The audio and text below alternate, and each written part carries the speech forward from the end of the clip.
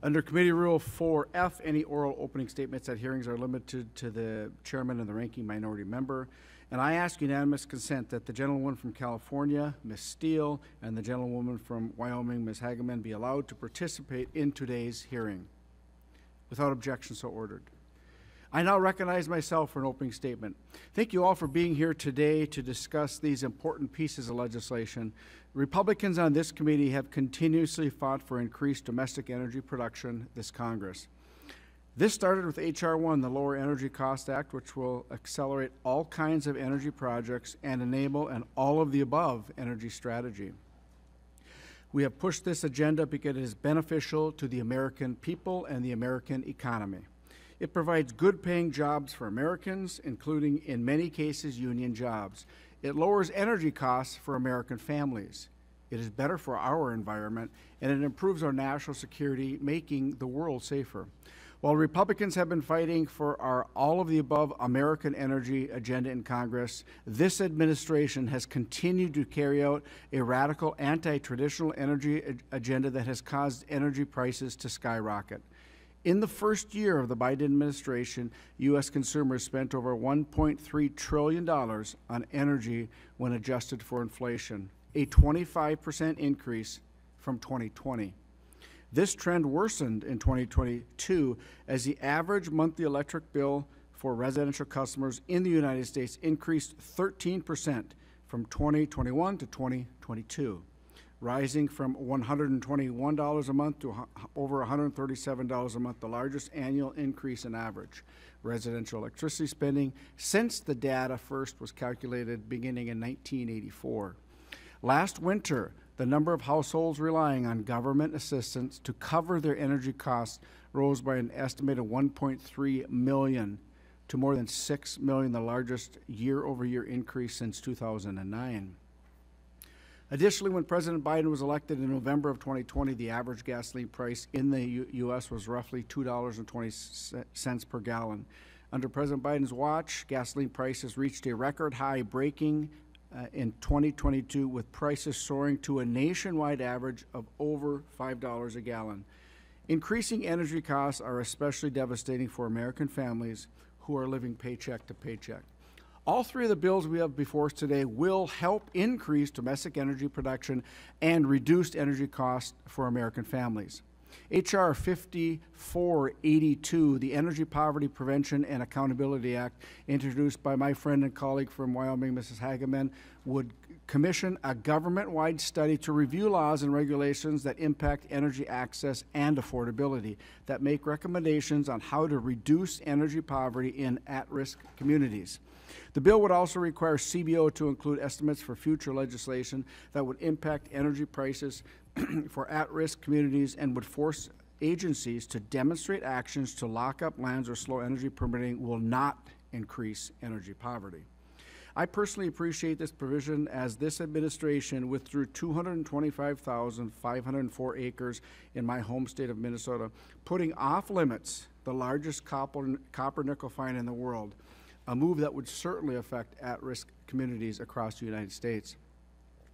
Lastly, the bill would require that all government regulations include an energy poverty statement on the first page of each rulemaking statement of policy or guidance document, detailing how the action will not result in energy poverty in at-risk communities.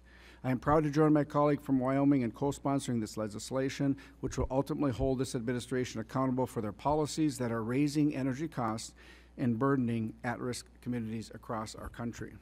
H.R. 6474, introduced by my colleague and friend Ms. Steele from California, would expedite geothermal energy development by expediting the permitting process in areas with existing development and areas that have been recently studied under NEPA.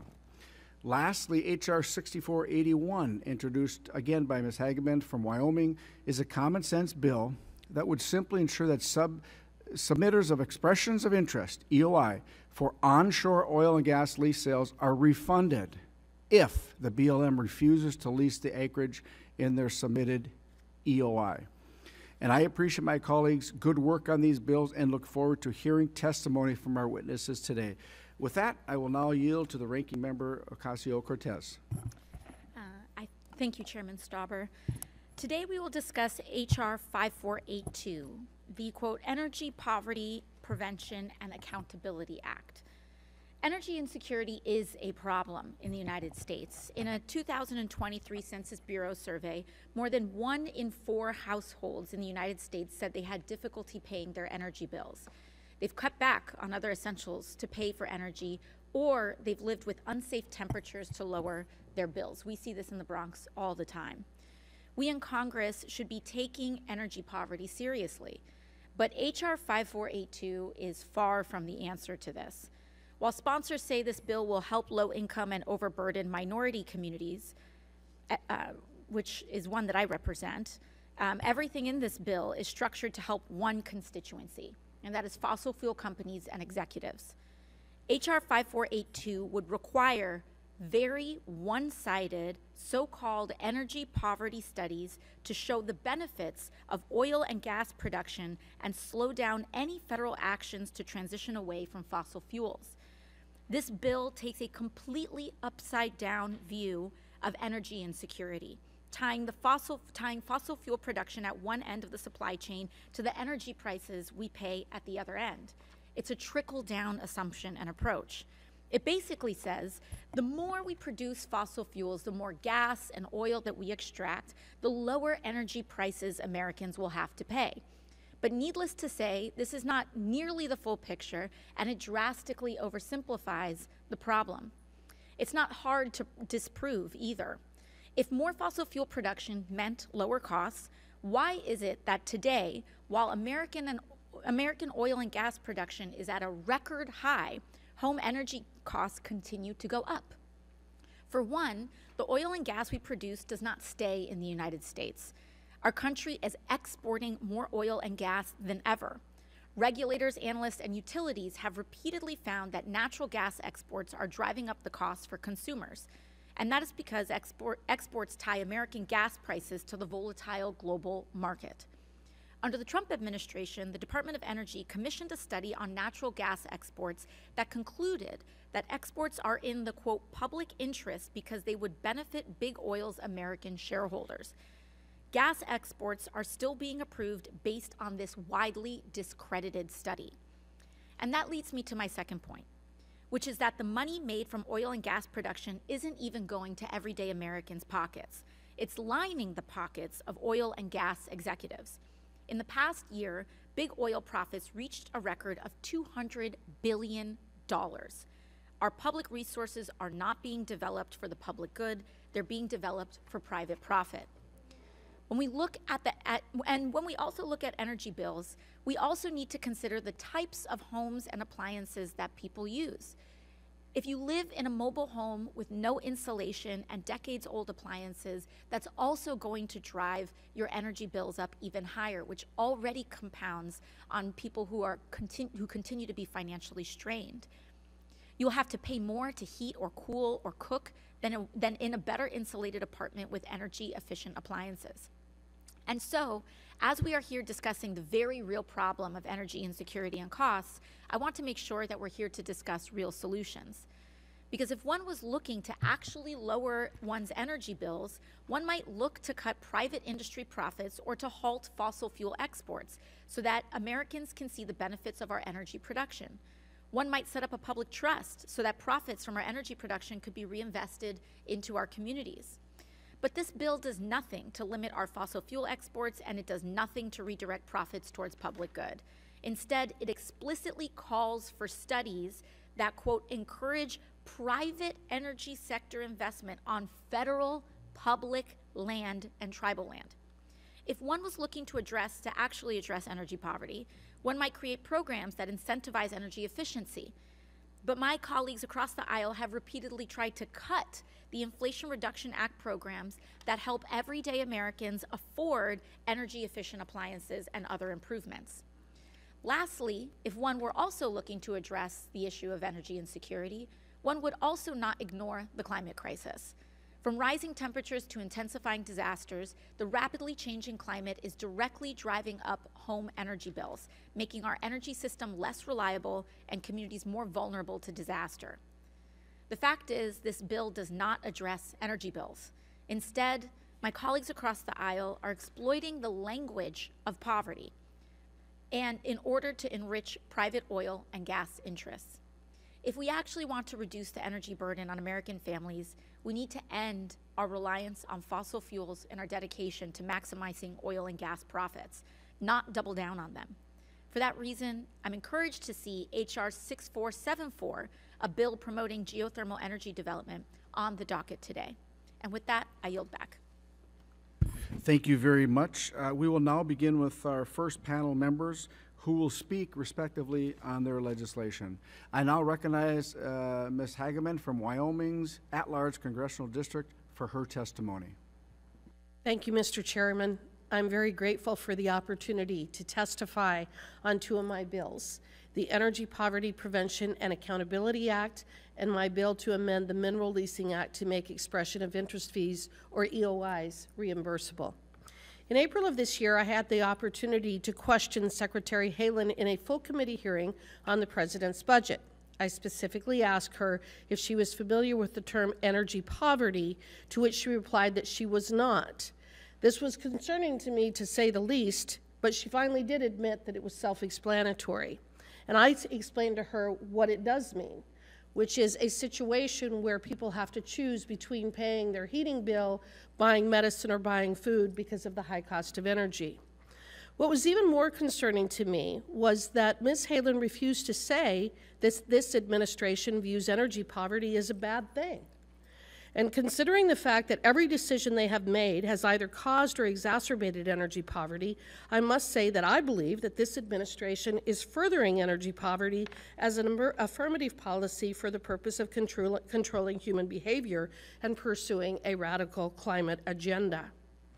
On day one of his presidency, President Biden declared a war on fossil fuels and has been responsible for promulgating rules that raise energy prices for Americans, starting with the cancellation of the Keystone Pipeline and expanding the use of the government-created social cost of carbon metric to artificially increase the regulatory costs of energy production of fossil fuels when performing their analyses.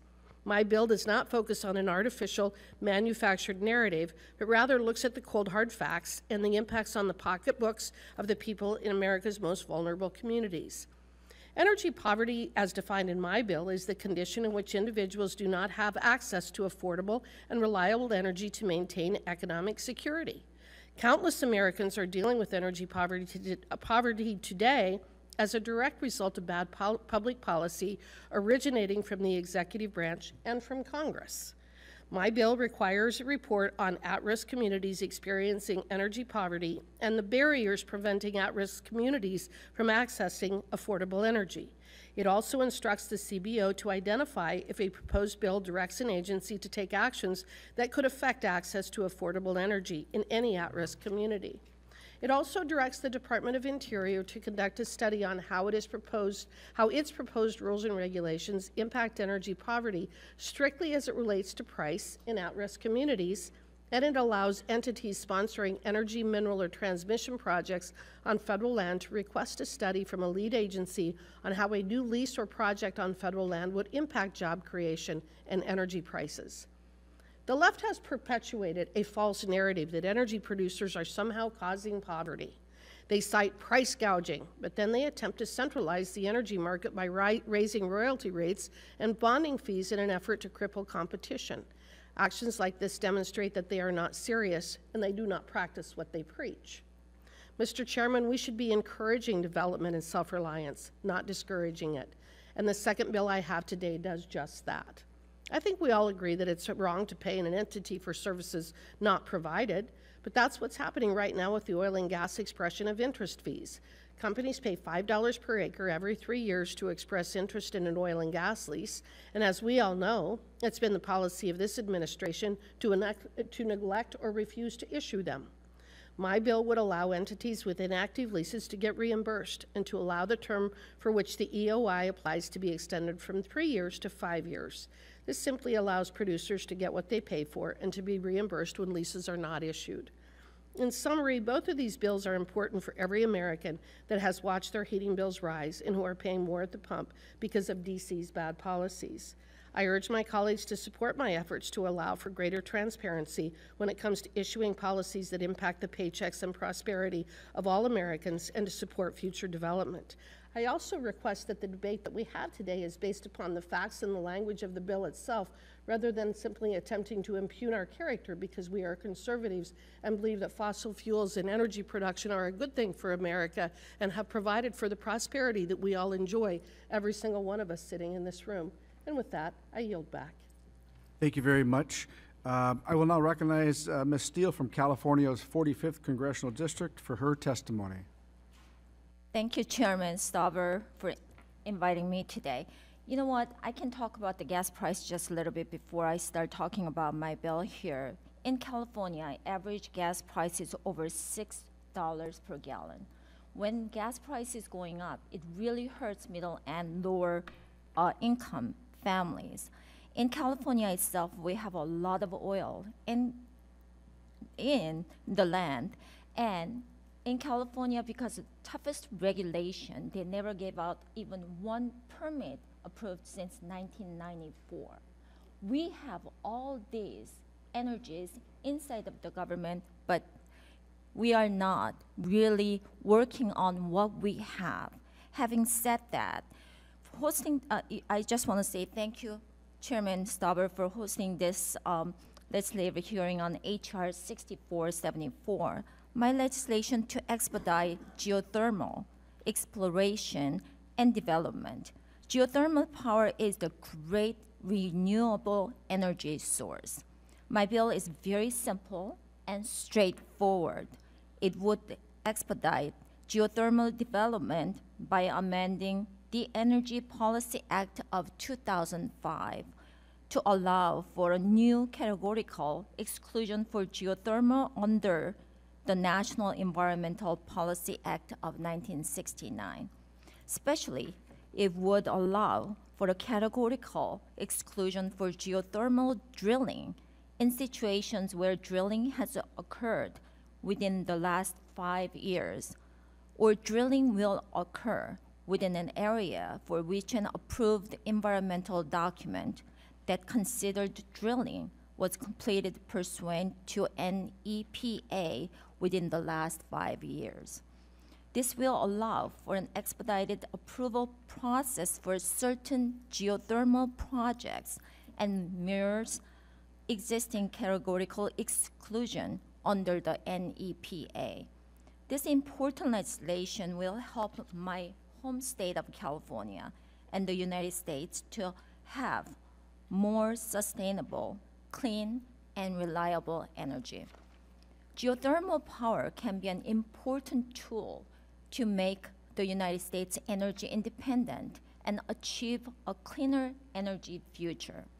It is extensively available and can contribute significantly to meeting U.S. energy needs. California has a sizable geothermal reservoir.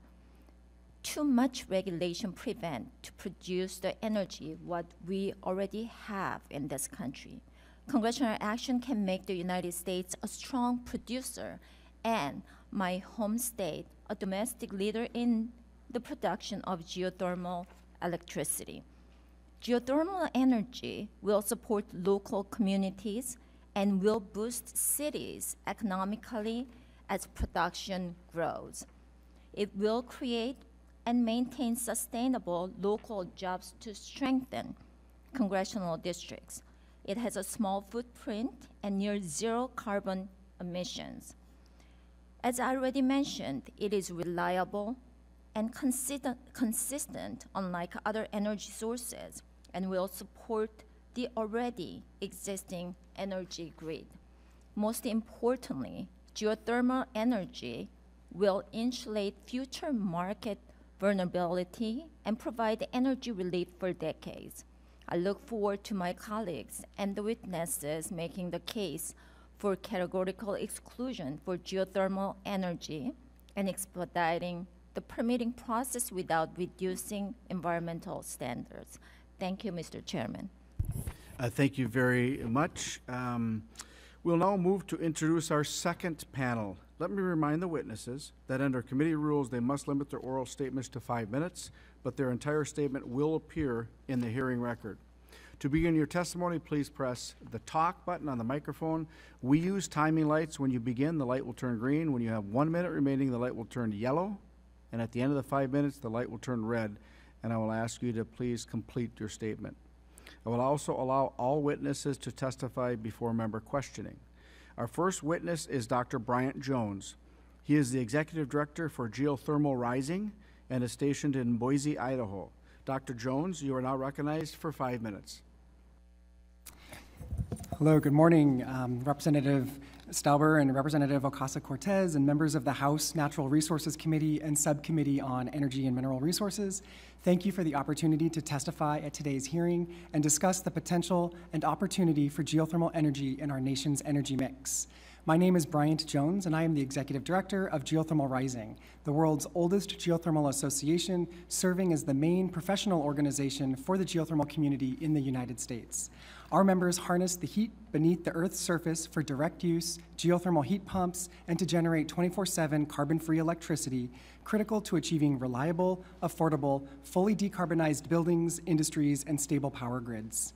Geothermal Rising's membership includes project developers, service and equipment providers, research groups, environmental and climate NGOs, government agencies, and other stakeholders. Inexhaustible geothermal energy offers a solution to some of the most pressing challenges, such as energy reliability and emissions reductions. Frankly, it is an energy source we can't afford not to invest in. Our work at Geothermal Rising centers on decreasing energy costs, increasing efficiencies, promoting a strong geothermal workforce, and contributing to a sustainable planet and an energy-independent nation. As we continue to advocate for the responsible development of geothermal resources and compatible reductions of regulatory red tape, Geothermal Rising acknowledges the importance of environmental assessments and compliance with the National Environmental Policy Act, or NEPA. While new legislation creating categorical exclusions for geothermal activities would accelerate clean energy development, it must be approached with caution and responsibility. To ensure that efforts to streamlining permitting are responsible and effective, Geothermal Rising recommends that the Congress urge federal agencies to issue categorical exclusions for activities with minimal environmental impact based on long-standing data from past environmental assessments and environmental impact statements. Geothermal energy is often referred to as the invisible energy resource. It has the lowest carbon footprint of all renewable energy technologies, and it has the smallest environmental footprint of all energy technologies. There is a clear need for a more streamlined and balanced review process that can efficiently address environmental and community concerns while advancing the development of geothermal energy.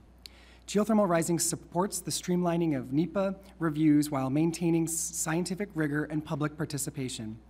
We support regulations that shorten review times for environmentally beneficial projects without significant adverse effects. We recognize that NEPA reviews, despite their necessity, can add significant costs, time, and litigation risk to projects. It's crucial that the process is refined to better accommodate the urgent development of clean geothermal energy projects, which currently often fall into categories requiring detailed and multiple NEPA reviews. We advocate for a balanced approach that upholds environmental standards while enabling streamlined development of geothermal energy. This balance can be achieved through carefully crafted categorical exclusions, pragmatic and tiered reviews, and other appropriate administrative efficiencies, while ensuring that any proposed actions' environmental impact is thoroughly considered and transparently communicated. Geothermal Rising supports H.R. 6474, sponsored by Representative Steele, as it accomplishes what I have just presented. Furthermore, Geothermal Rising supports the release of guidance on permitting by the Department of the Interior and suggests that the Congress encourage BLM to address industry concerns over geothermal leasing delays, requirements that geothermal permitting review workforce live in remote field offices, and the lack of geothermal technical knowledge in those BLM field offices. We are excited to see policy momentum supporting geothermal development on Capitol Hill, and we look forward to working with all of those in the executive branch and Congress to provide a framework to responsibly increase pathways to establish streamlined permitting processes for this unique and vast energy resource, while also ensuring environmental responsibility. The world is watching the United States for how it designs its portfolio in the energy transformation. Geothermal energy must be leveraged if we are to rapidly develop nationwide robust power systems and a clean, sustainable fuel mix, all while creating jobs and bolstering innovative economic and industrial outputs. Thank you again for this opportunity, and I am happy to answer any questions you may have to the best of my knowledge. Thank you, Dr. Jones. Our next witness is Kathleen Sagama, and she is the president of Western Energy Alliance and is stationed in Denver, Colorado. Ms. Sagama, you are now recognized for 5 minutes. Good morning, Chairman Stauber, Ranking Member Ocasio-Cortez, members of the committee. I thought so. Maybe I should just get closer. All right. Thanks for the opportunity to testify today. I really appreciate the bill, Mrs. Hageman, on the expressions of interest, one of my favorite topics. Western Energy Alliance represents oil and natural gas producers in Wyoming and across the Rocky Mountain West.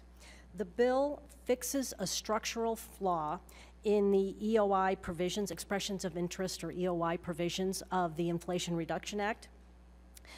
There are many structural flaws in the IRA regarding energy since the language was hastily rushed in the summer of 2022, and this legislation fixes one of them. So I really appreciate that.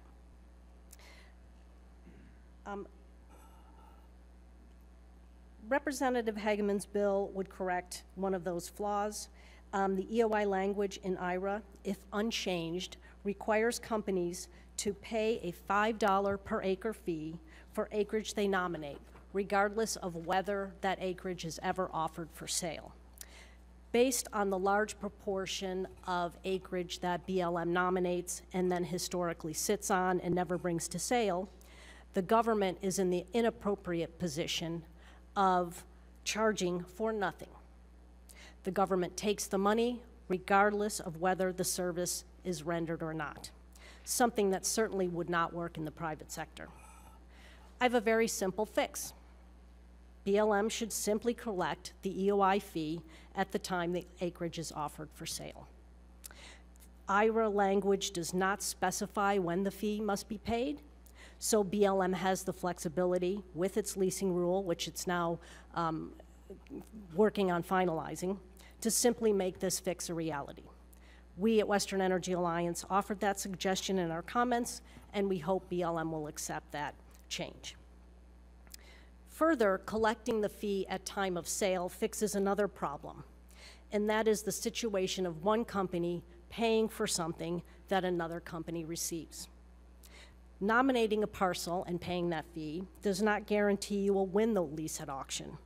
It merely starts the leasing process. By making the EOI fee payable at the time of sale, the winning bidder pays for the lease right received, not the losing bidder who goes home empty-handed. It is inherently inequitable to compel one party to pay for something another party receives. My solution also addresses parcels offered at auction that receive no bids. In that case, the nominating company pays the EOI fee. Whether sold or not, the EOI fee is paid, and BLM pockets the fee to cover its lease processing costs. BLM could implement my solution as part of its leasing rule, but legislation such as HR 6481 is necessary in the likelihood that BLM does not choose to implement my practical solution. The push for the EOI fee came in response to the problem of too much acreage being nominated in Nevada. As far as I could tell, given publicly available information and conversations with people in Nevada, one or two persons experienced in the business of oil and natural gas were nominating millions of acres without having conducted any analysis of the geology, resource potential, or industry interest. The nominations would be submitted indiscriminately on bulk spreadsheets listing hundreds of parcels of hundreds of thousands of acres at a time. This is something that real practitioners in the oil and natural gas industry in Wyoming, New Mexico, Colorado, North Dakota simply do not do. The person or persons did this several times, and of course none of the acreage sold at auction. I argued publicly and to BLM at the time that they should simply ignore these bulk nominations, and indeed BLM came to that same conclusion. So that kind of was the problem solved. But, you know, the problem basically went away, but of course the idea of an EOI fee went far beyond the problem. Therefore, I call on Congress simply to eliminate the fee.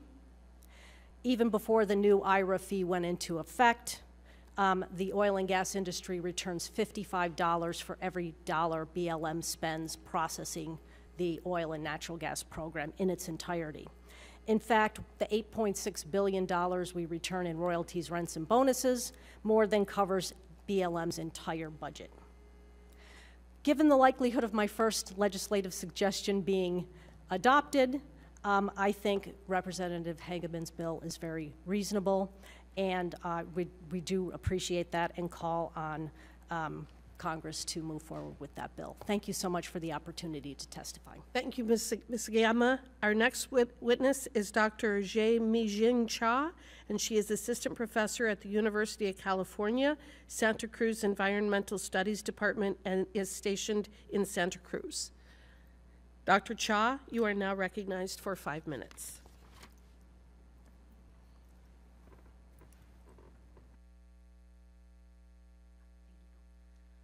Thank you, Chairman Stauber, Ranking Member Ocasio-Cortez, and members of the Subcommittee on Energy and Mineral Resources. Thank you for inviting me to testify today. My name is Mijin Cha, and I'm an Assistant Professor of Environmental Studies at the University of California, Santa Cruz. My testimony today is based on my research, and my views are my own. I join you today to discuss Representative Hageman's proposed legislation, H.R. 582. First, I commend Representative Hageman for recognizing how energy poverty affects so many households across the country. The U.S. Energy Information Administration found that in 2020, 34 million households, nearly 1 out of every 3 households nationwide, struggled to pay their energy bills or kept their homes at unsafe temperatures because of cost concerns. However, the bill's specific focus on protecting oil and gas extraction and exploration is counter to combating energy poverty. Pricing is one of the main drivers of energy poverty, but it is not the only one. Poor housing stock, lack of access to capital, and homeowner status all contribute to energy insecurity and high energy burdens.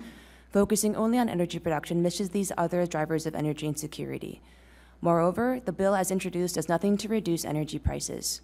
To address the root causes of energy poverty, we must, 1, reintroduce the ban on oil exports and expand it to include a ban on fracked gas exports to keep oil and gas extracted in the U.S.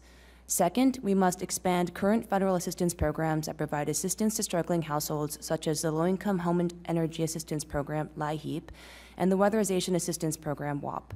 And third, we must plan for and advance a managed decline of fossil fuel extraction and use. Exports of U.S. fossil fuels rose dramatically after the ban on oil exports was lifted in 2015. Since that time, crude oil exports have grown nearly 900%. Fracked gas exports increased by 507%. The U.S. is now a net petroleum exporter. Instead of providing for people in this country, the majority of oil and gas extracted in the U.S. is shipped around the world. Reinstating the ban on oil exports would keep American oil here and reduce fuel costs at home. Additionally, expanding the original ban on exports to include fracked gas would increase the domestic supply of gas available to be used for heating and for gas-fired power plants. A main reason bills remain high is the global demand for gas led to a substantial increase in exports of liquefied natural gas, LNG, from the U.S. To prevent future price spikes driven by global considerations, banning the exports of LNG in addition to oil would keep gas in country and ensure American resources benefit Americans. Second, we must expand current federal assistance programs. Programs such as LIHEAP and WAP are crucial lifelines for struggling households. Expanding these programs would provide vital support at a time when many more families are struggling to pay their energy bills. LIHEAP provides assistance to over 6 million low-income families, but need far outweighs current programmatic funding. LIHEAP, as currently funded, can only serve less than a third of eligible households. If fully resourced, LIHEAP could be a lifeline for all families in need. WAP is another energy assistance program that should be scaled up significantly. Weatherization can reduce heating bills by up to 30%, and WAP recipients save nearly $300 per year on average. Expanding WAP access and weatherizing all low-income housing would also make tremendous structural progress towards eliminating energy insecurity and poverty by reducing overall energy demand. If cost is a concern, expansion of LIHEAP and WAP could be funded by repealing the tax credits and subsidies the oil and gas industry receive. Conservative estimates calculate that oil and gas companies currently receive $20 billion a year in financial subsidies. These subsidies dwarf the amount allocated to LIHEAP, currently just $3.6 billion for fiscal year 2024. Ultimately, however, the biggest threat facing vulnerable communities is unabated climate change and the continued use of fossil fuels. To protect these populations, we must phase out the extraction and use of fossil fuels. More than 12 million people face health burdens from living within half a mile of an oil or gas well or a fossil fuel facility. Proximity to oil and gas sites has been shown to increase health conditions such as asthma, cancer, and preterm birth rates. Continued fossil fuel use places enormous health burdens upon workers and communities across the country and across the world. In addition to the continuing health impacts, fossil fuels are the primary driver of the climate crisis. Without a fossil fuel drawdown, unabated climate change will lead to an uninhabitable planet. There is already evidence that low-income households and households of color do not cool their homes to comfortable temperatures because of the high cost of air conditioning, assuming they can afford air conditioning in the first place. Extreme heat also wreaks havoc on electricity grids. Increased blackouts and grid instability affects everyone, and continuing the use of fossil fuels will only exacerbate these dangerous conditions. To stave off the worst impacts of the climate crisis, we must have a managed and orderly decline of fossil fuel extraction and use. A timeline with set production reduction targets and resources for transition will provide stability and certainty for markets to adapt and provide stability and certainty for workers and communities. Thank you for your time, and I look forward to your questions. Thank you. Our final witness is Mr. Derek Hawley, the founder of the Energy Poverty Prevention Project and who is stationed in Stafford, Virginia. Mr. Hawley, you are now recognized for 5 minutes. Thank you. Greetings, Chairman Stauber, Ranking Member Ocasio-Cortez, and members of the committee. Thank you for the opportunity of allowing me to speak today. I'm not going to mince my words. By destroying America's energy independence, the Biden administration directly is making Black Americans more poor and less independent than ever. Since Biden's first day in office with the shutdown of the Keystone Pipeline projects and his ongoing war on a key pillar of our economy, we've all experienced skyrocketing energy costs that punish the very people he claims to care about. I'm Derek Hawley, founder of the Energy Poverty Prevention Project. I founded the organization to enable us to continue leading the charge to expand awareness of energy poverty in the United States and its implications on at-risk communities like minorities, senior citizens, rural, and Native Americans. The mission of the Energy Poverty Prevention Project is to create equal access to affordable and reliable energy for all Americans. We are committed to changing energy regulations that fail to provide American citizens with access to affordable and reliable energy needed to maintain personal health and economic security. Since 2019, I've had the opportunity to appear before Congress 6 times to give witness testimony on energy poverty and other related issues impacting at-risk communities. My experience addressing energy poverty includes authoring over 50 op-eds and editorials and developing education and outreach campaigns. My passion for American energy is deeply rooted in my own story, stemming from my grandfather, who was a Black coal miner in Southwest Virginia, and my time serving as a brakeman for Norfolk Southern Railways, where we transported coal and other natural resources here and abroad. Energy poverty occurs when individuals and families are unable to afford basic heating, electricity, and gas needs. High energy costs, the lack of energy services, negatively impact a household's well-being and limit opportunities. Vulnerable populations like minorities, senior citizens, and Native Americans are most often disproportionately affected by energy poverty, as other people have said today. Americans are, these inflationary pressures and terrible consequences are not the result of a free market at work, but overzealous policy pushed by paternalistic lawmakers who think they know what's best for everyone with a one-size-fits-all approach. Energy is a fixed cost for families and large entities alike. And we know when the price of energy increases, so does everything else. It costs more to drive, it impacts the cost of groceries, and most critically, come winter, it costs more to heat your home. Rising energy costs make it harder or next to impossible for Black families to make ends meet. Tragically, the pause on new oil and gas leases on federal land and overregulation, accompanied with an aggressive green agenda by the Biden administration, has many Americans experiencing energy poverty for the first time. There is no reason anyone in our country should be without affordable energy. The United States is abundantly rich in natural resources, including gas, petroleum, and coal, and America is more capable than ever of providing affordable energy to its citizens. The United States was energy independent in 2019 for the first time in decades, producing more energy domestically than we consumed. This, along with a booming shale industry, helped America overtake Saudi Arabia and Russia to become the #1 exporter of petroleum and natural gas globally. Now, according to the U.S. Energy Information Administration, fossil fuels accounted for 81% of our U.S. energy production in 2022. Renewables reached their highest production in 2022 and only accounted for 13% of our energy production. More figures from the EIA show that renewables received $15.6 billion of subsidies in fiscal 2022 compared to $3.6 billion for fossil fuels. Per the EIA report, renewable energies received nearly 5 times as much in federal subsidies than fossil fuels, despite having such a small impact. Renewable projects are also very costly. An article by EnergyWire in September, the Alliance for Clean Energy New York, told regulators in June, due to costs, canceled or delayed projects would drastically derail the schedule for renewable development and cause the state to miss its mandates under the law. Eliminating energy poverty should be a goal that we're all interested in achieving, and in working towards that goal, we need to be mindful of how environmental policies will impact the vulnerable communities that need our support. Radical environmentalists and the Biden administration like to frame this as a fight against big energy, but all they are really doing is pushing back Black Americans and other at-risk communities further into poverty. When the government creates policy, its priority should be the welfare of the people, especially those who are impacted the hardest.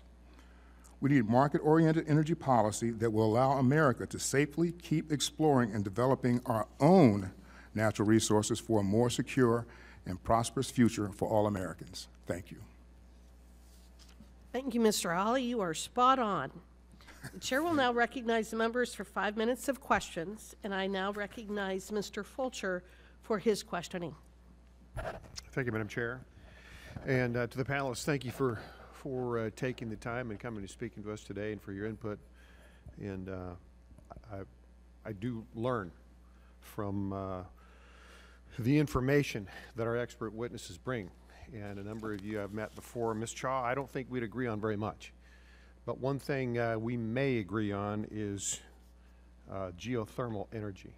And to Mr. Jones, I have a question for you. First of all, welcome from my hometown of Boise. And you may be aware, but I am running complementary legislation on expanding geothermal exploration on federal lands. And I've long believed, in part because of our history in Boise and what has happened there with geothermal energy and working in the Capitol, which is, as you know, influenced very heavily by that. But it's clean, it's efficient, it's reliable, plentiful, cheap, and very minor disturbance to the land. And so this is something that I think that we need to continue to espouse. But in your testimony, Mr. Jones, you referenced that geothermal projects currently take 6 to 8 years in terms of permitting. Not days, not weeks, not months, years. Did I get that right, first of all? And secondly, why years? Yeah, well, thank you for the question, Representative Fulcher, and it's great to be here and representing Idaho or being from Idaho. But yes, you are correct that it can take 6 to 8 years or more for a geothermal project to go from exploration to being in development. Part of that process, part of that reason is that geothermal a geothermal developer has to go through multiple NEPA reviews to get to the development stage. A traditional hydrothermal system will have to go through a NEPA to get their first approval for exploration, and then if they find a promising heat anomaly, they'll have to go through a second NEPA process for permitting the drill testing and gradient wells. Then they'll have to go through a third NEPA process to drill a slim hole or a confirmation well of that resource, and then a fourth NEPA process to develop the exploration, to develop the well field itself, and then a fifth NEPA process to build the power plant. And that doesn't include that if there's a BLM lease auction involved, there's another NEPA review.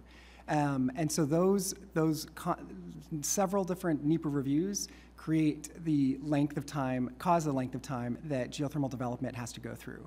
And NEPA reviews can sometimes last 300 days or 800 days, it depends.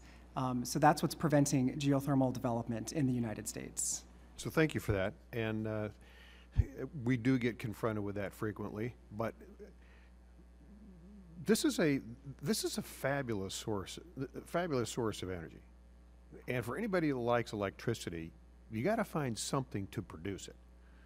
And I've yet to find anyone, I'll bet even Dr. Cha, and my friend from California, Mr. Huffman, that these are things that we can probably circle the wagons on at a time when everything else, or a lot of other things, there's controversy with. I think I understand some of these things, but I'd like you to help me convince maybe some of the others listening here. What are some of the other economic benefits that come along with this, in terms of development, jobs, other ramifications that come as positive geothermal development? Yeah, thanks for that question, Representative Fulcher. I mean, geothermal is a fantastic, it has an incredible amount of synergies with the oil and gas industry. It requires drilling, it requires subsurface reservoir managers, it requires engineers, geologists. There are these synergies between the oil and gas workforce and the geothermal workforce are tremendous and deep. We do not have to re-educate a population to bring that workforce into the geothermal industry. And as I've already mentioned, geothermal has an incredible amount of potential to not just decarbonize the power grid, but also the built environment. We can decarbonize industries that rely on natural gas right now to process dairy or cheese.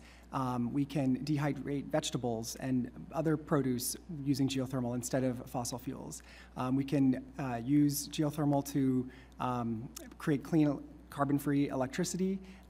So the applications of geothermal are quite vast. I thank you for that. Thank you for your expertise, Madam Chair. I'm going to just close by saying that we got a winner here. I, for one, am promoting spending some time on the things that we agree on for a change, and this is one of them. I yield back. Thank you, Mr. Fulcher. The chair will now recognize the ranking member, Ms. Ocasio-Cortez, for 5 minutes of questioning. Thank you, Chair. I agree with my colleagues across the aisle that it is essential for policymakers to take seriously how energy policies are going to affect the energy prices that are faced by everyday Americans. But unfortunately, the Energy Poverty Prevention and Accountability Act takes a very narrow view of which energy policies and which impacts we should consider. Among other things, this bill requires the Department of Interior to review energy, quote-unquote, activities to see if these activities would impose disproportionate costs on at-risk communities or increase the likelihood that at-risk communities will experience energy poverty and job losses. On its face, that seems like something we might agree with, but we should be taking a closer look. In this bill, the following activities would require review. 1, a declaration of a moratorium on the leasing of federal land for the drilling, mining, or collection of oil, gas, or coal or related activities. That would require review. The other thing that requires review is any action that prohibits or delays the issuance of new oil and gas lease sales, or the withdrawal of federal lands from forms of entry, appropriation, or disposal under the public land or mining laws.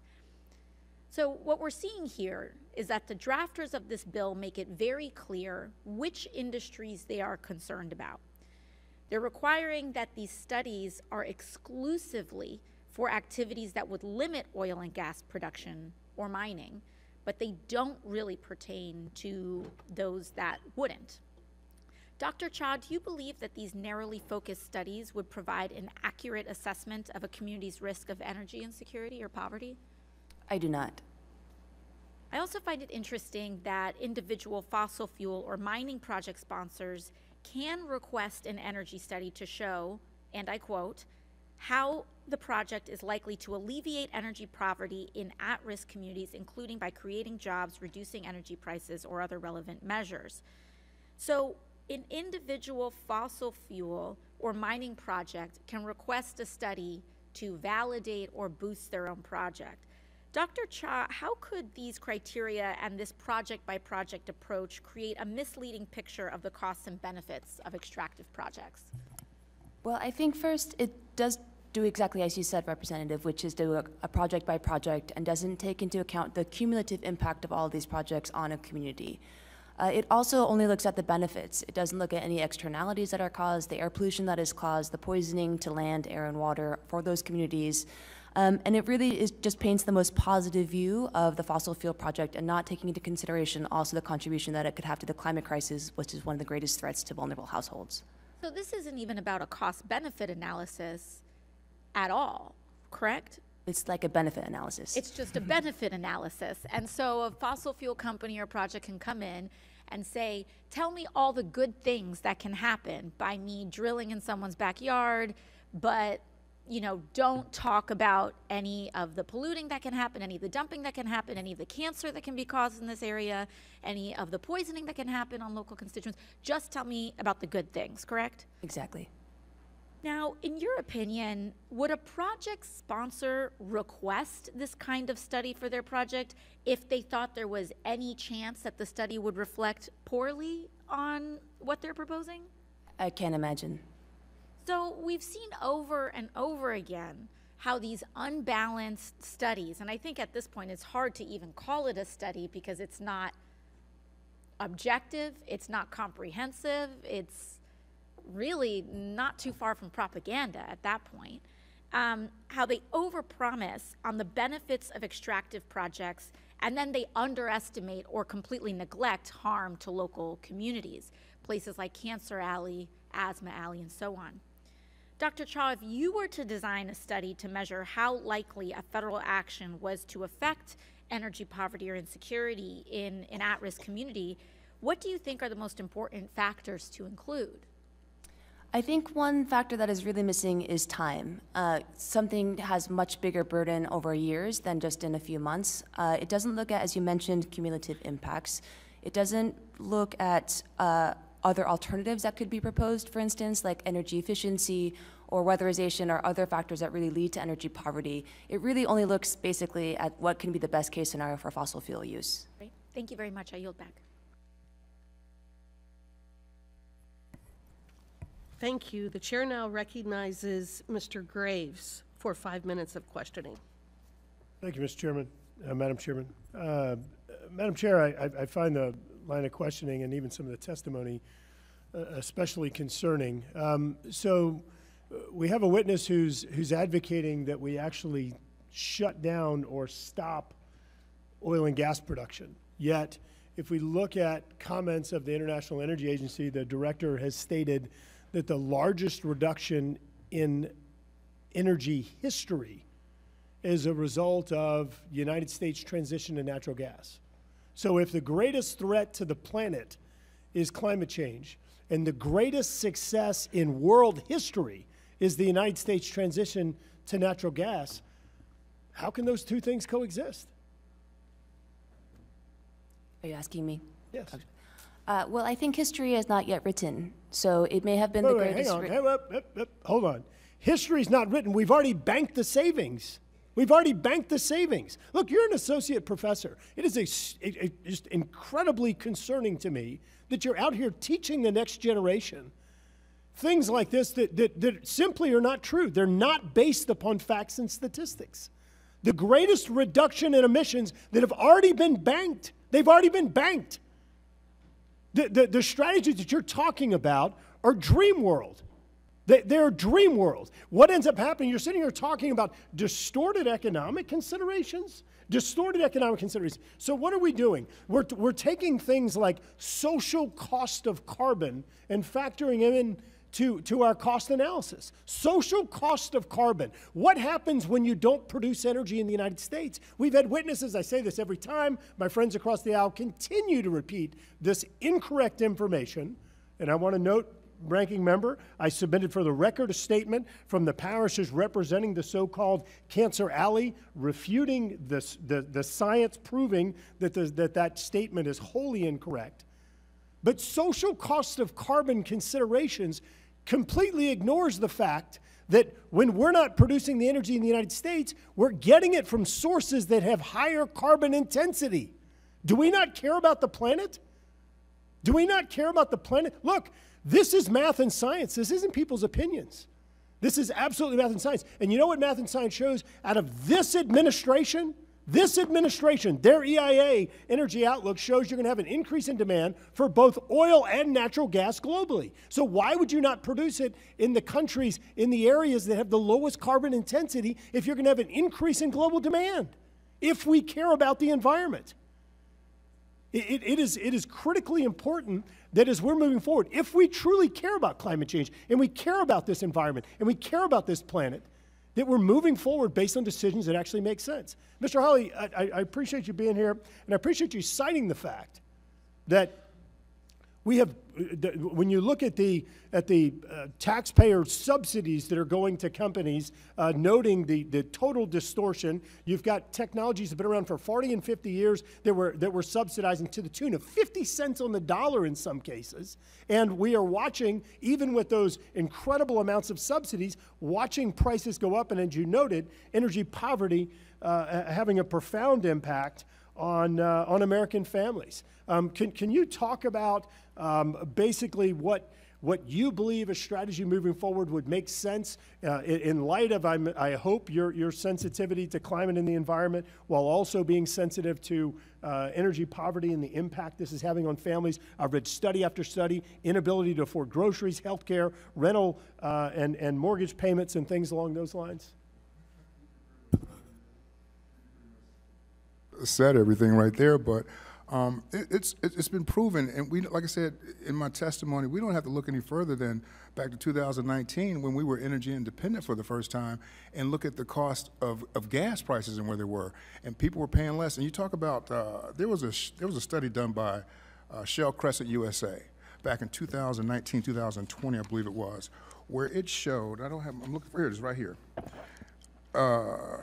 Shell Crescent USA natural gas end users, which include American household, businesses, manufacturers, and electric power generators, have realized $1.1 trillion in savings since 2008 as a result of increased natural gas production in the Shell Crescent USA region of Ohio, Pennsylvania, and West Virginia.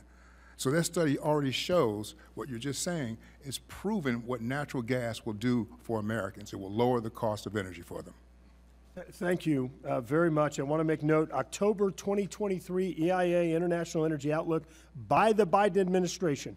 57% increase in global oil demand projected, 58% increase in global demand for natural gas. Biden administration figures. We want to talk about social cost of carbon. For every 1 ton of emissions we've reduced in the United States, China's increased by 4. Yield back, Madam Chair. Thank you, Mr. Graves. Madam Chair, I have a unanimous consent request. Yes. I would like to seek unanimous consent to enter this open letter from Secretary Granholm into the record. It details how the Department of Energy is focused on underserved, overburdened, and frontline communities and making sure that they are receiving economic benefits from the administration's energy investments. So ordered. The chair now recognizes Mr. Huffman for 5 minutes of questioning. Thank you, Madam Chair. Just a little housekeeping before we go further. Mr. Hawley, it's good to see you again. You've been a frequent flyer at some of our hearings that I've been a part of.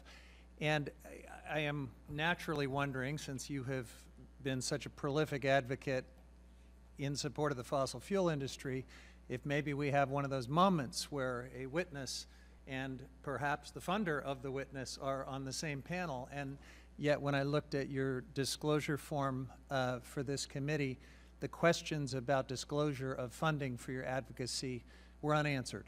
In each case, it says NA. So I wonder if you could just tell me, do you receive, either wearing the hat of the Energy Poverty Prevention Project or the other advocacy hats that you wear, do you receive fossil fuel industry funding? No, I do not. Why don't you tell us that? Why don't you complete the form? Because I thought non-applicable meant that no, I do not. But I say for the record, I do not receive any funding from the oil and gas industry. My thoughts and my opinions are what I believe and what I live every day.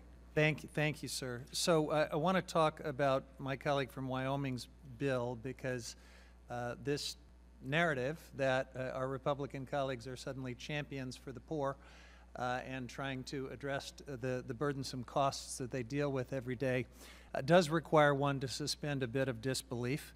But we have seen this pattern where our colleagues across the aisle were miraculously transformed into champions for NEPA when it was proposed that asylum seekers might seek emergency shelter on National Park Service land. We saw something similar when it comes to the Endangered Species Act and the Marine Mammal Protection Act. When folks are proposing offshore wind projects, they are suddenly great champions to save the whales. And yet, for the oil and gas industry in the Gulf, they're very happy to watch the Rice's whale proceed further down the path towards extinction. So the common thread in all of these kind of whiplash experiences with our colleagues across the aisle is that whatever serves the interest of big oil and gas is where they go. And so look, energy insecurity is a real problem. The question is, what do we do about it? And we know that there's a suggestion in our colleague from Wyoming's bill that we can drill our way through this problem. The problem is we have done that. We are the #1 producer of oil and gas in the world. We're a net exporter. We've achieved fossil fuel energy dominance in a big, big way, and yet you would think we'd have really cheap energy prices if that was the ticket to cheap energy. Obviously, it is not, because the market for fossil fuels is always rigged.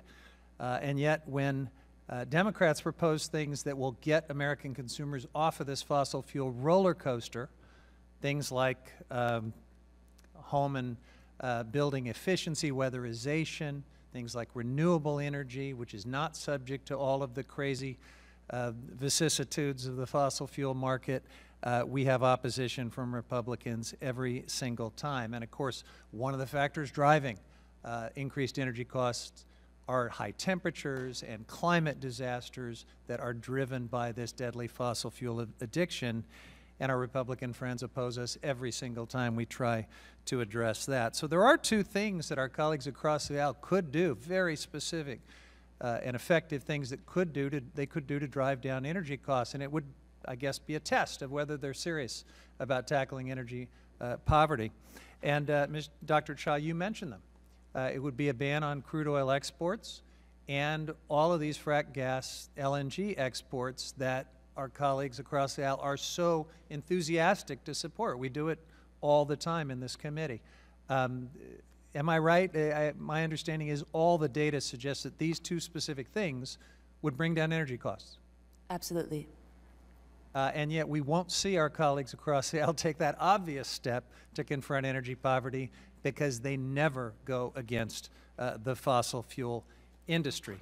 Now, Dr. Cha, what primarily causes big swings in peak demand? Because I understand the state of Wyoming, for example, a place where fossil fuels are king, recently announced that they were raising energy prices, electricity prices, because of problems not with renewables or climate action or anything like that.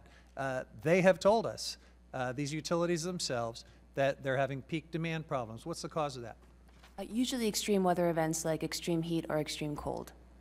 And what's causing spikes in energy costs for those utilities?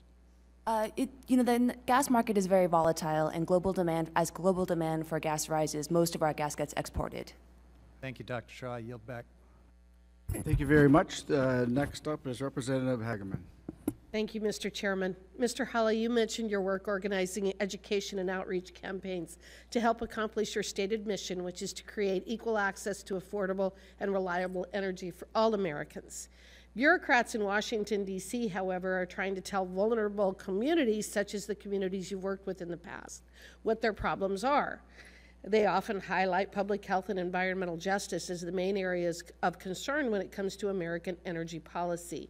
Mr. Hawley, in your experience, what are the main concerns of communities facing energy poverty? Thank you, Representative Hageman. I would say the biggest thing is just in this community, people just trying to make ends meet. I mean, people are struggling right now, and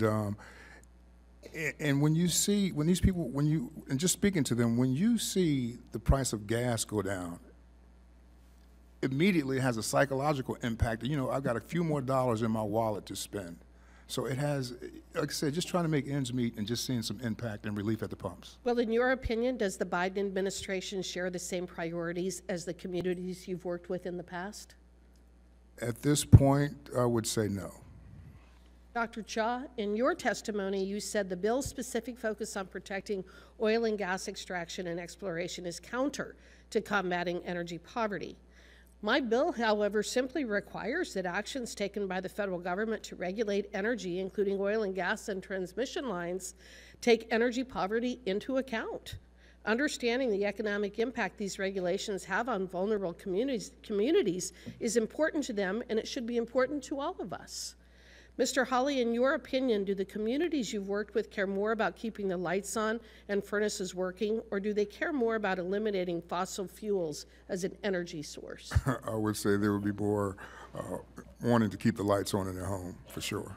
And Dr. Cha, you said in your testimony that the two main causes of rising energy prices are overinvestment in fossil fuel infrastructure and excessive profits and pay to executives. With all due respect, this claim is extremely out of touch with reality. The cold hard fact is that we're experiencing rising energy costs due to a forced energy transition in Wyoming right now, as mentioned by Mr. Huffman. The federal government is pumping millions of dollars into green energy projects in our state, and the result has been the highest rate increase proposal we've ever seen, as much as 30%. Fortunately, the Public Service Commission has pushed back against some of the proposed rate increases, but it's no thanks to this administration. If it were completely up to them, we'd be forced to wholly rely on weak, intermittent sources instead of depending on reliable sources such as coal and oil and gas. Your testimony reminds me of the old adage that government is always trying to fix its last solution.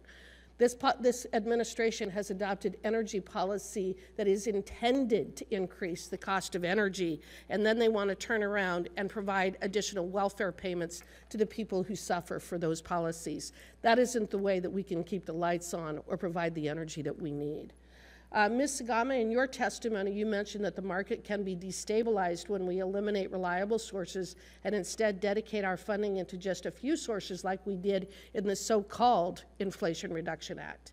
You said excessive IRA spending that distorts energy markets confuses American energy policy and threatens grid reliability. Could you please elaborate on how federal spending and subsidies distort energy markets and threaten grid reliability? I think we only need to look to California to see how high energy prices are in California, one of the leaders on green energy policies. Germany is a great example. Over the last 20 years, they've poured billions, hundreds of billions of dollars into wind and solar, and they've had to rely more on coal because you know, the energy policy just hasn't worked. They've destabilized their grid. We're facing the same situation. The FERC commissioners just testified to the destabilization of the grid recently this summer. So as we see places like California and Germany put in place more unreliable energy, their prices have gone up. Whereas, I mean, let's talk basic economics, which I haven't heard a lot of on this panel. By producing more oil and natural gas and exporting it around the world, we have helped keep prices down, and we've helped keep the lights on in Europe with our LNG exports. Prices are down exactly 64% to the day from 20 years ago in natural gas, and we're exporting it abroad, we're producing more of it here, and we've decreased prices considerably. So we're not only reducing greenhouse gas emissions, as Mr. Graves pointed out, but we are helping our allies keep the lights on. Well, and I think another important point to make is that Germany has destroyed their industrial base, and I don't think we want that visited on the American soil. So with that, I yield back. Thank you, Mr. Chairman. Thank you very much. Next up, Representative Lee. You're up for 5 minutes. Thank you, Mr. Chair and Ranking Member Ocasio-Cortez. I also want to thank our witnesses for being here. And two, I want to thank Representative Steele for bringing her bill before us this morning, championing an energy resource in geothermal that, despite its immense promise both economically and environmentally, remains largely and shockingly untapped. 17 years ago, DOE-backed, MIT-led panel concluded that most of the key technical requirements to make enhanced geothermal systems work economically over a wide area of the country are already in effect.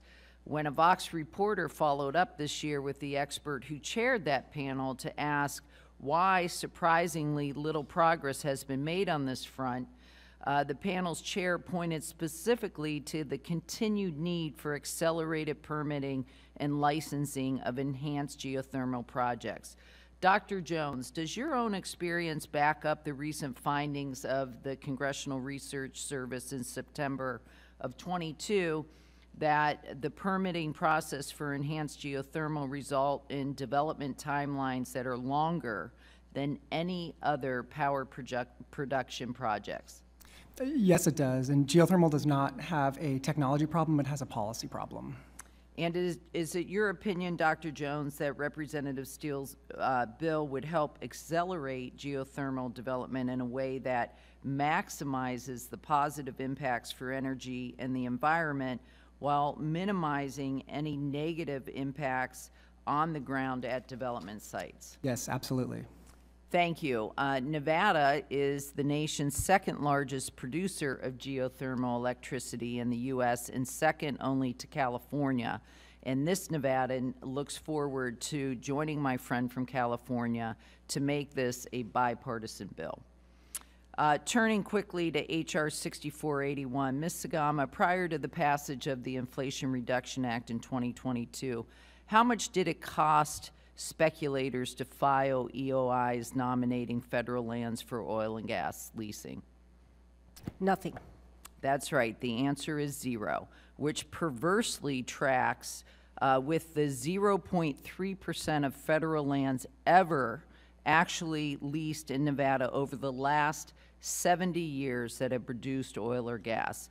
The incredibly modest $5 per acre nominating fee instituted by the IRA now provides a bare minimum of protection from this kind of unrestrained and unproductive speculation that has long plagued both Nevada's public lands and the American taxpayers who have had to subsidize this wasteful practice. H.R. 6481 would roll back the progress made in the IRA and re-incentivize such speculation, which is why I encourage taxpayer advocates on both sides of the aisle to join me in opposing this bill. And with that, I yield. Thank you very much. Next up, Representative Tiffany from Wisconsin. Yeah, thank you very much, Mr. Chairman. And I do want to associate myself with the remarks by Mr. Huffman that all of a sudden Republicans are concerned about energy shortages, the whole energy poverty thing, people being poor as a result of not having abundance of energy, which we should certainly have, and saving the whales. And I associate myself with that because we conservatives that believe in producing energy however we can, we've always wanted to do that. In particular, I would point out to my friends across the aisle that after oil was found in Pennsylvania, we were able to reduce the amount of whale hunting that went on because the blubber from whales was used in lamps, in street lamps, in the 1800s to light streets, to light homes, and things like that. It was one of the greatest conservation measures for wildlife that we will ever find in the history of the United States of America. They were by finding oil, we were literally saving the whales. And it continues to this day. And I really enjoyed the term that Mr. Huffman used, vicissitudes. It's a wonderful word, and he used it in context of the vicissitudes of the marketplace. And should we be subject to that? I would be much rather be subject to that than the vicissitudes of a government that is trying to decrease the amount of energy that we produce in America. Dr. Cha, is it better for Western Europe to get their gas from us or Russia? I think it's better for Americans to have their energy bills lowered using American gas. Do you think it's better for Western Europe to get their gas from us or from Russia? I don't have the expertise to answer that question, but I do have the expertise to know that it's better for American energy prices to decrease for utility customers. I appreciate you saying that you don't have the expertise.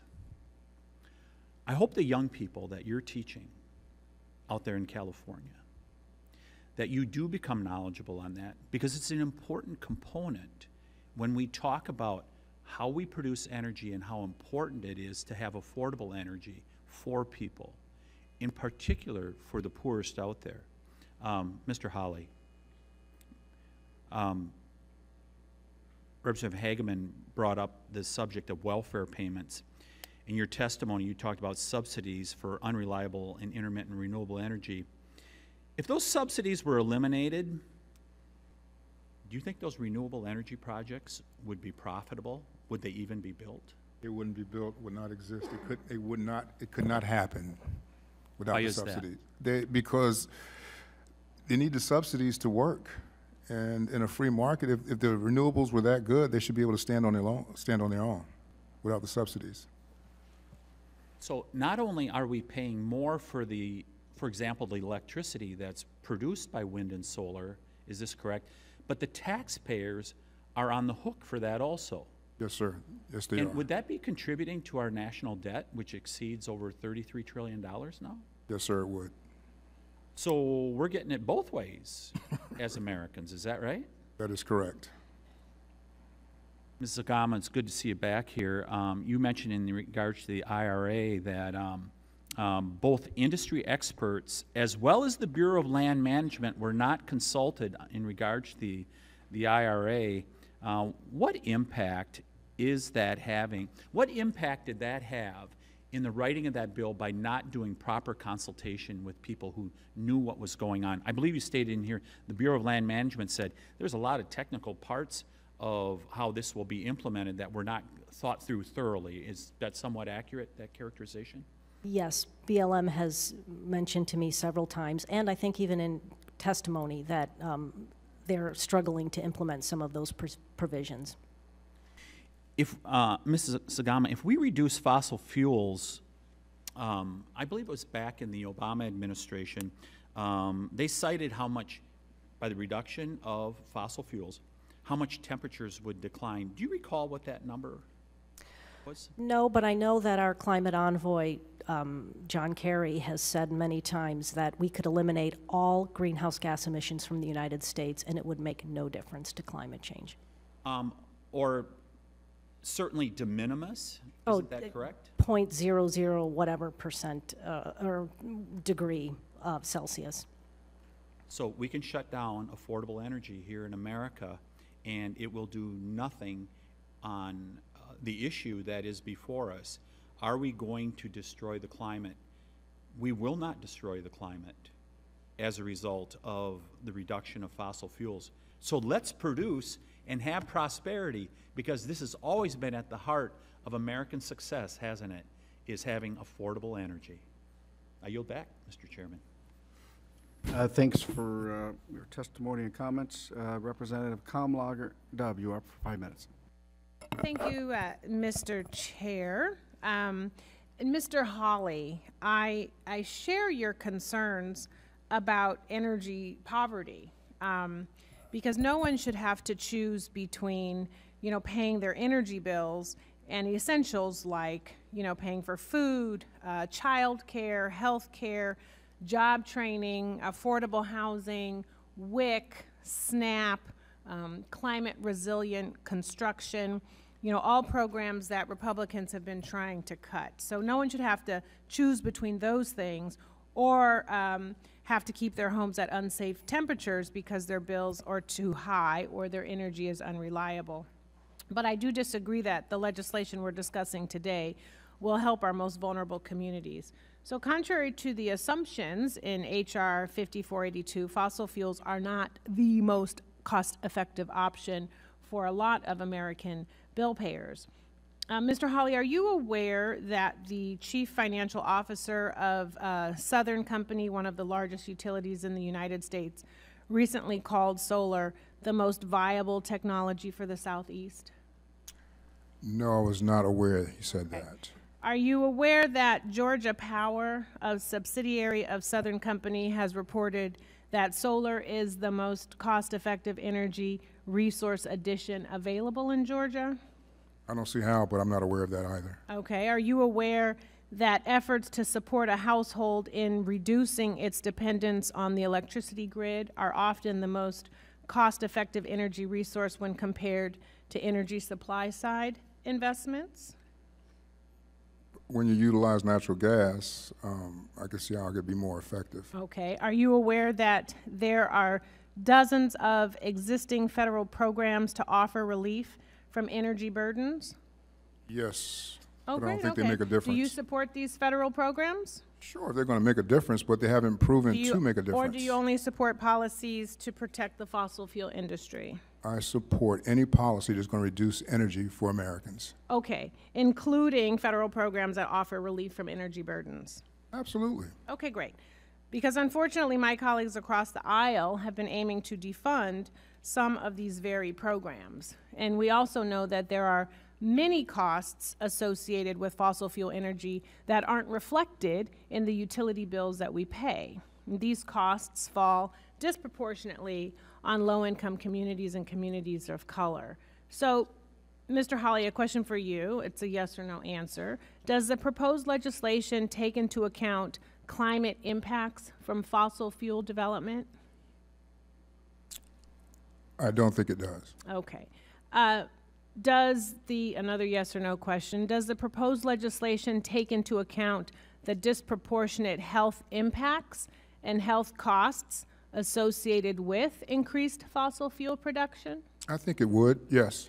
You think it does? I think it I would. looked through the legislation, I couldn't find that. And coming from my district, which has one of the largest urban oil fields in the country, I can tell you that my communities that are in close proximation to the oil field suffered disproportionately around issues of asthma, cancers, respiratory illnesses, and I have never seen any of those things discussed in this committee in legislation around increased fossil fuel production.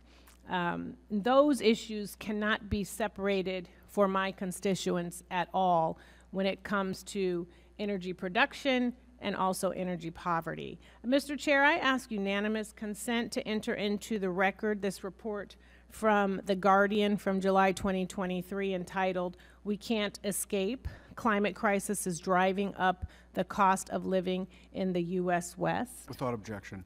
Thank you. And I quote, "Extreme weather fueled by global heating is affecting energy, water, insurance premiums, and food and housing costs." So we must and are entirely capable of addressing these issues together all at once. And the false advertising that is H.R. 5482 falls far short. And with that, Mr. Chair, I yield back.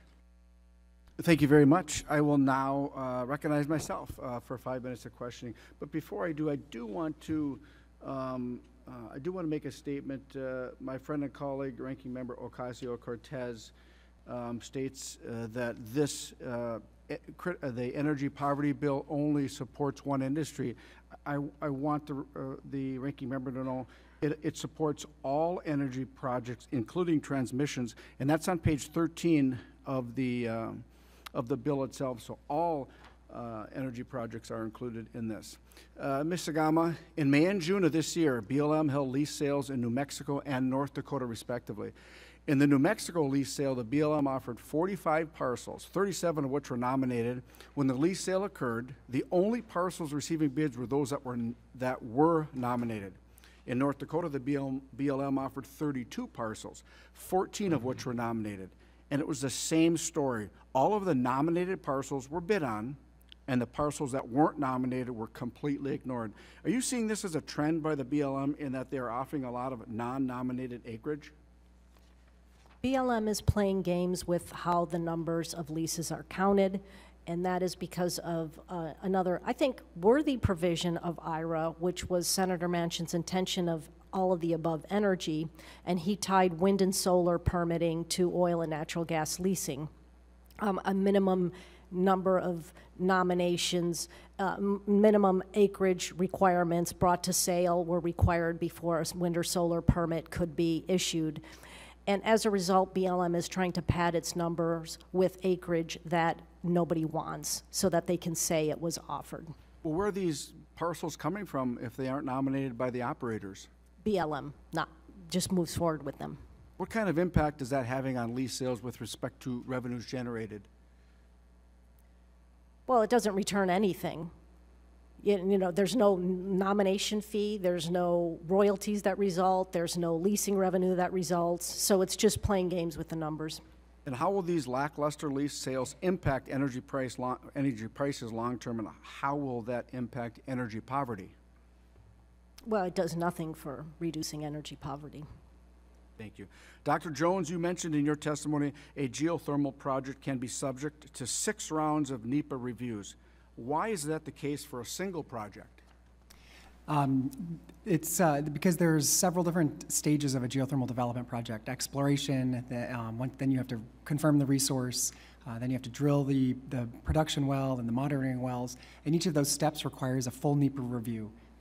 So the bill before us today would expedite the NEPA process for drilling geothermal wells, but wouldn't impact the NEPA process for leasing. Is that correct? That's correct.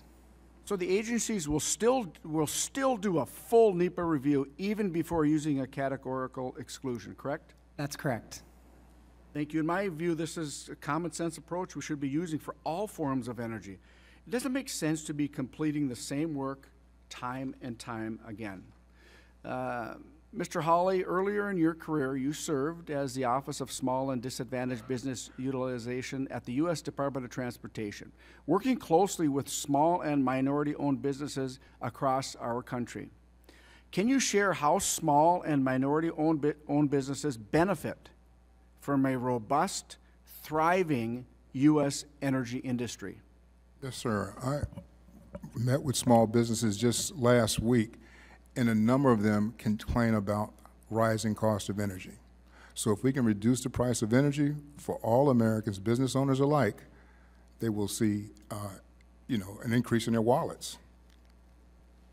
And so what you're saying is those businesses that aren't directly involved in the energy sector also gain from a robust... Yes, sir. I'm talking about automotive, people who work on cars, who run restaurants. Everyone benefits for lower cost energy. Thank you. Dr. Cha, real quick, my colleague asked you about not exporting oil to keeping the United States. Is that nationalizing the oil and gas industry? It's repealing the export ban. Reinstating the export ban. Okay. So what I heard you say is that that keeping the oil and gas within the United States is going to help the United States in the energy sector reduce the cost of energy. Is that correct? That's correct. Okay. Would you have that same mindset when it comes to critical minerals? Would you rather mine the critical minerals, process the critical minerals that we have in this country versus going overseas and using child slave labor for your minerals? Is that logic follow in critical mineral mining? I think there are different issues. How so? Well, I think with critical mineral mining, the question is how much mining do we need to meet our energy transition needs? And how much do you think we need? It depends on how our policies are developed. But if we switch to public transportation versus individual car use, for instance, we would need less. I do agree with you. It depends on the policy. And this administration's policy on mining, critical mineral mining, is anywhere but America, any worker but the American worker. My time is up, and I yield to Representative Duarte for 5 minutes. Thank you, Mr. Chairman. Appreciate it. Mr. Hawley, help me out here, please. I represent a very low-income Voting Rights Act district, Hispanic mainly, in the Central Valley of California.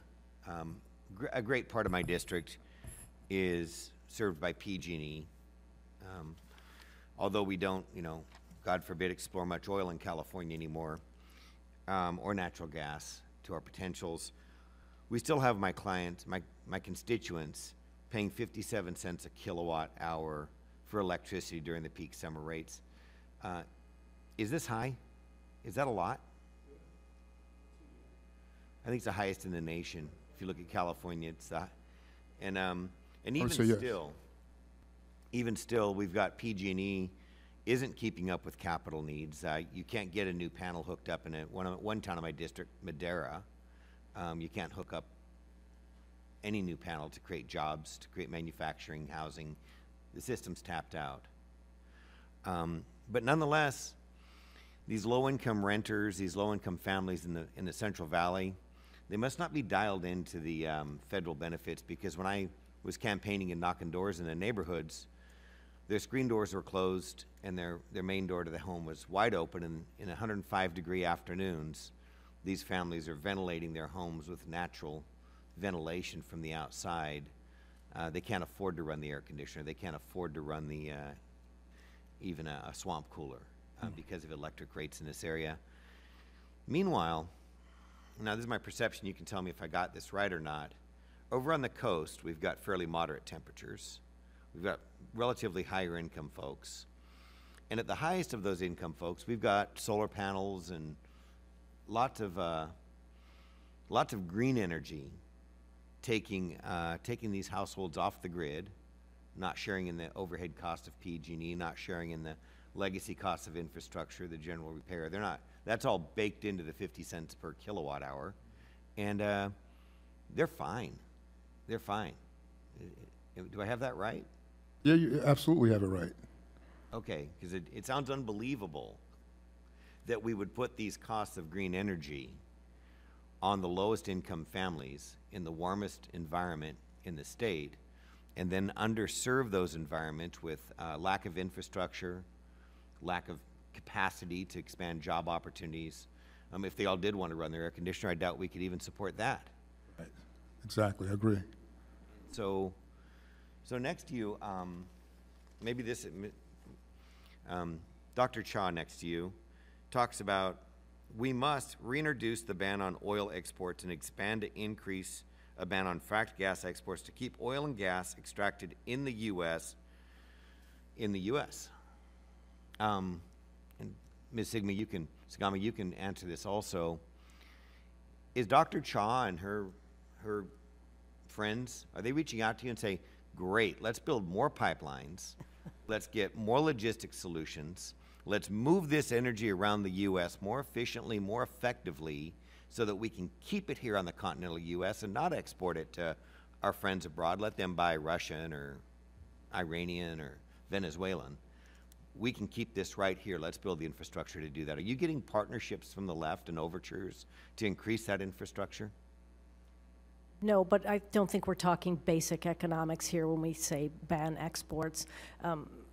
You know, besides the nationalization and the socialization of energy that involves, we don't ban other exports of other products. It's simply bad economics. By reducing the price of oil globally, we help keep costs lower here in the United States. Not in California, because they distort their energy markets there, and you're paying over $6 a gallon in So as a farmer, California. I don't have to worry about keeping all of our ag product here locally to fight food inflation, or keeping all of our manufactured product here. Right. We don't nationalize industries in the United States. We're not going to just keep it all here. Even though here, you know, if you talk about agricultural products, we do, in a general way, most of the time, have the ports and the roads and the railroads. But here in America, we don't even have close to the infrastructure we need to keep our domestic energy production here. I mean, we exported 9.5 billion barrels of oil, or 9.5 million barrels of oil a day, and we're importing 8.33 million barrels of oil a day. Some of that's just a logistics solution, is it not, Mrs. Cha? We're talking about your work here. Dr. Cha, please chime in. Let me know where I've had this wrong, please. Well, oil exports were banned up until 2015, so we do have the infrastructure to keep the oil in country. Then why are we building pipelines, or at least fighting over building pipelines? Yeah, I would agree that we shouldn't build any more pipelines.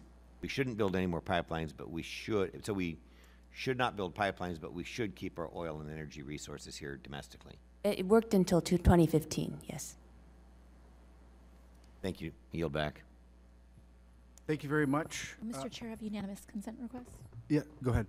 Thank you. Since my comments were invoked earlier, I'd like to just resubmit Section 5 on page 10. While all projects can request the optional study, the only ones that are subject to the mandatory studies are activities that could potentially slow or prevent fossil fuel development. So to clarify and provide evidence for my assertions to the record, I'd like to resubmit that section. Thank you. Without objection. I thank the witness for the valuable testimony and the members for their good questions. The members of the subcommittee may have some additional questions for the witnesses, and we will ask you to respond to these in writing. Under Committee Rule 3, members of the committee must submit questions to the committee clerk by 5 p.m. on Friday, December 15th.